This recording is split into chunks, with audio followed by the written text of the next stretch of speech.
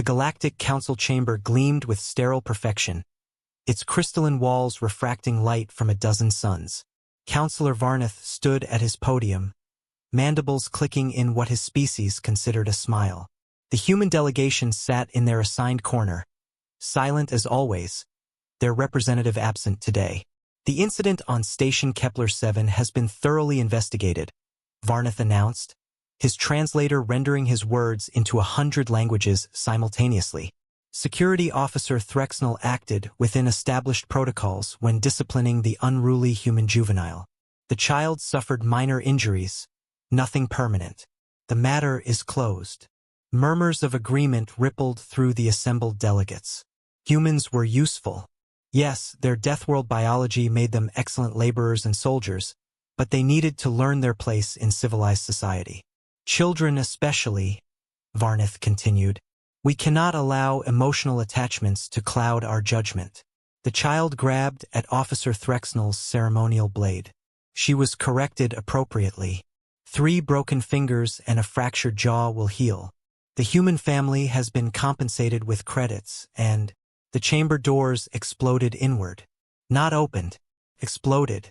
The ornate entrance, designed to withstand meteor strikes, crumpled like paper. Through the smoking wreckage walked Commander Ria Solen, her black tactical suit unmarked by the blast. Behind her, a squad of humans in similar attire moved with predatory grace, their weapons lowered but ready. Varnath's secondary heart stuttered. This is an outrage. You cannot. Ria's hand rose, silencing him without a word. She walked forward, boots echoing in the suddenly quiet chamber. In her other hand, she dragged something heavy wrapped in bloodied cloth. The delegates recoiled. Blood was universal, and that much blood meant death. Councillor Varnath, Ria said, her voice carrying despite its softness. You said the matter was closed. Commander, you are in violation of 17 galactic statutes by... Her name was Lily Chun. Ria's eyes were empty, dark as the void between stars. She was 6 years old. She reached for a shiny object because that's what 6-year-olds do. Varnath's confidence wavered. He had reviewed the footage. The human child had been curious, nothing more. But protocol was protocol. Threxnell had every right to defend herself from a potential threat. The officer acted appropriately, Varnath insisted, though his voice had lost its certainty. Your species signed the concordant. You agreed to our laws. We did. Ria nodded slowly. She dropped the bundle at the base of Varnath's podium. The cloth fell away. Officer Threxnell's severed head rolled across the polished floor, compound eyes frozen in terror. Pandemonium erupted. Delegates screamed, scrambled for exits, triggered emergency beacons. Varnath stood paralyzed, staring at the head of his subordinate. You murdered her, he whispered. No. Ria's correction was gentle, almost kind.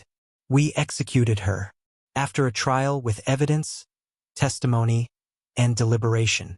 Unlike what she did to Lily, the child lived. She'll recover. Will she? Ria stepped closer. Varnath tried to back away but found his legs wouldn't obey. Will she recover from watching her mother scream as station security held her back? Will she recover from learning that the law, your law, says she deserved it for being curious? Around the chamber, Ria's team had positioned themselves at every exit. Not threatening, not aiming weapons, just standing, waiting. You don't understand, Varnath said desperately. Civilization requires order. Rules must be enforced without sentiment. We've built a society spanning thousands of worlds because we don't let base emotions dictate justice. And we've survived on a world that spent every day trying to kill us, Ria replied. We evolved alongside predators that hunted us, diseases that decimated us, weather that buried us. We learned one rule above all others. She leaned close enough that Varnath could smell the copper tang of blood on her uniform. You don't touch our children. This will mean war, Varnath breathed.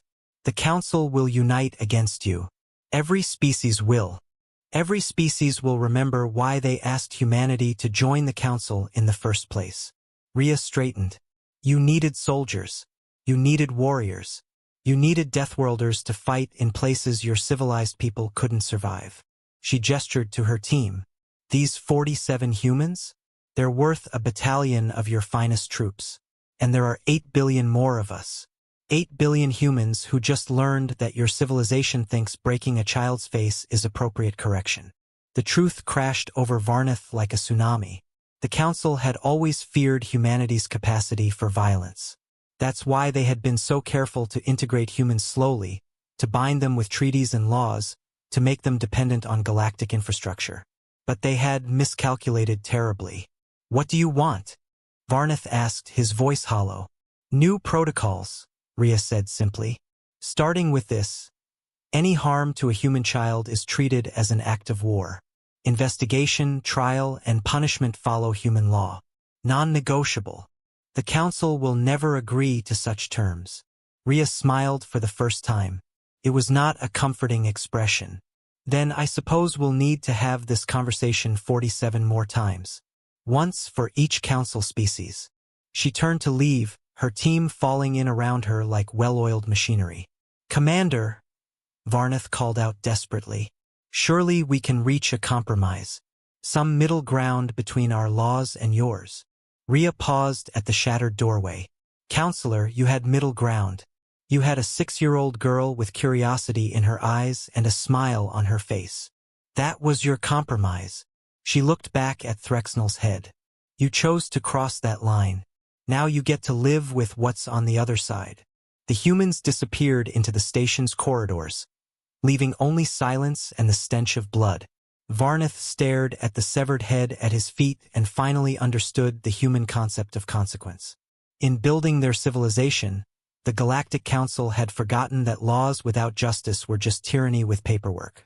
The deathworlders had just reminded them, and the reminder would echo across the galaxy for generations to come.